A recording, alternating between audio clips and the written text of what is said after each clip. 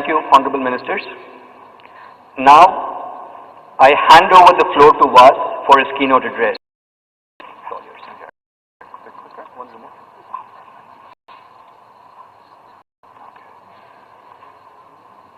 So thank you, and thank you all very much, and really honored by both ministers. Thank you for the incredible award. I think having this award here in India, of course, the birthplace of my parents, grandparents, of course, the state of Andhra Pradesh.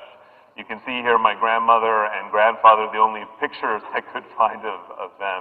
Both, of course, coming from India, working very hard to give my parents the opportunity to eventually make it to the United States. This is a picture, you can see the technicians here. These technicians are involved in taking human cells out of cancer patients, reprogramming those cells, and then in many cases leading to remarkable, and how do we create access to these medicines? And I think that's the second revolution happening right now in our industry. When you look at it historically, companies like ours were primarily involved in drug donation programs. We donated medicines for conditions like leprosy. Novartis donates the global supply of leprosy medicines. Today, we continue to be deeply involved in leprosy control across India. But increasingly what we see now is the goal has to be to provide access to the latest innovations. We do that in our company by our commitment to ensuring that any novel drug we discover is licensed in a low and middle income country within 3 months of it being licensed in the US and Europe, that we make these novel medicines available.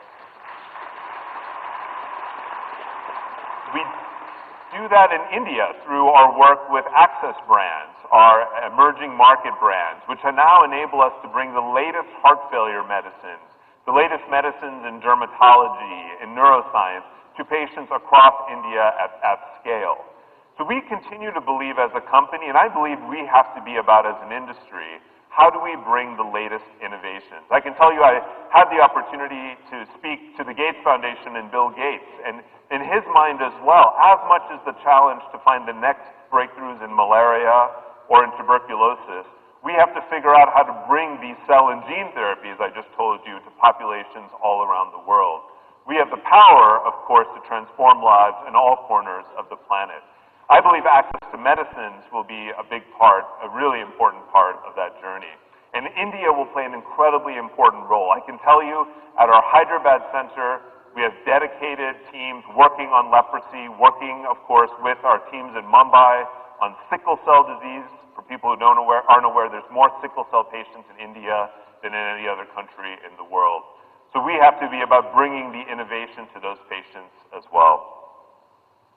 Now, the third revolution I'll talk about is maybe one you may have heard about. You may have heard about Unboss. We're trying to unboss Novartis.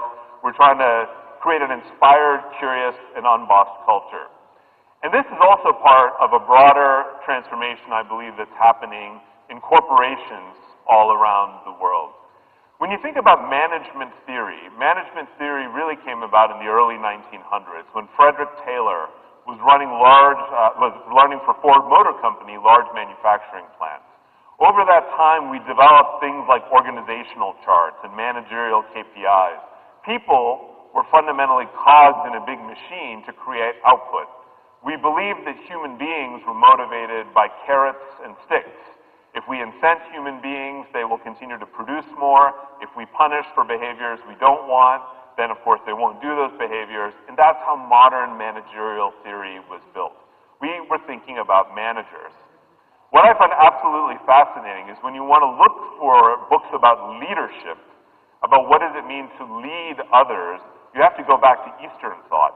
The books I often prescribe are the Tao Te Ching and the Bhagavad Gita, where you actually learn about what is servant leadership. And the reason that becomes so important today is now companies like ours are filled with knowledge workers. Knowledge workers that are fundamentally motivated by being inspired by a sense of purpose, believing in curiosity and growing their own minds and learning, and having a sense of autonomy and ownership, an unbossed mindset. That is the future of work. And the faster companies can embrace that shift, the more their knowledge workers will be able to solve the problems. In fact, a boss is not a boss at Novartis anymore. You're an unboss. We like to tell our bosses you're not at the top of the pyramid, you're at the bottom. And your job is to remove obstacles for these incredible young people that you see on the screen here. This is our Novartis